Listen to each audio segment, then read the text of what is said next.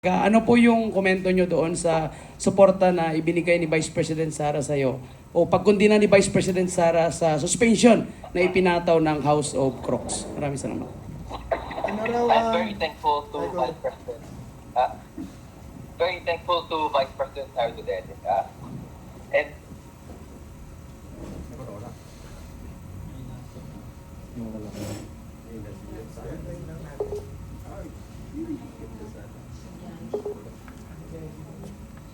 Ayan bro, tuloy-tuloy. Very thankful to VP. Okay ba? Tapos, yeah, go ahead. to Vice President, I'm very thankful to Vice President Sara Duterte and to all the congressmen and senators to support. May mga vloggers din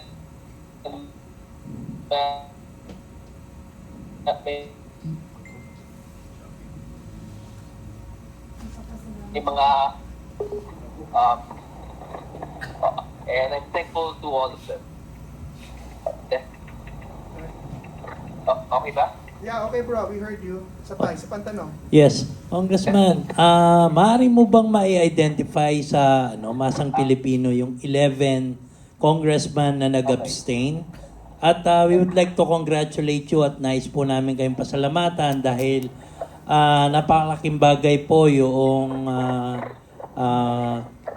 inyong naging partisipasyon sa pag-expose po ng korupsyon dahil mabibilang lamang po natin yung mga congressman na naninindigan po para labanan ito, especially may mga nababanggit na mas malalaking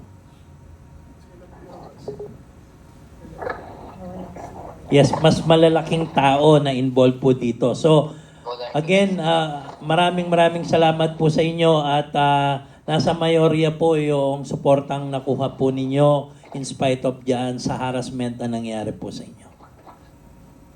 Narinig mo bro? Salamat daw sa ginagawa mo at ang Pilipino at mayorya daw ay nasa likod mo sa harassment na ginagawa nila sa iyo. O ikaw ang nangaharas sa kanila? It goes both ways. Sige, sino may tanong? May tanong po ako. Hello? Okay. Bro, ito pa, may tanong pa isa. Yung ating, Okay, go. moderator. Kong Kiko, ano po, yung pinakita po ninyo is being seen as a lot of people, especially yung mga Gen Z natin, as political courage. So para po ma-encourage din natin yung mga Gen Z na makialam sa politika natin at sa bansa natin, ano po para sa inyo yung marirecommend ninyo na expressions of political courage also between now and 2028? Ano daw ang masasabi mo sa Gen Z to encourage them to do what you're doing from now till 2028?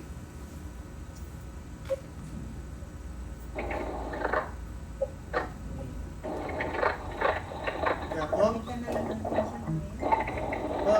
Hello? Kita pa simply nakaputol yung connection. Kung ano yung tanong? Ano raw ang masasabi mo sa mga Gen Z na katulad mo to do and show the courage that you've been showing to encourage them? Okay. Well, yung courage and it all comes from within. So everyone has their own beliefs and everyone has their own threshold for courage where they will start to show those beliefs.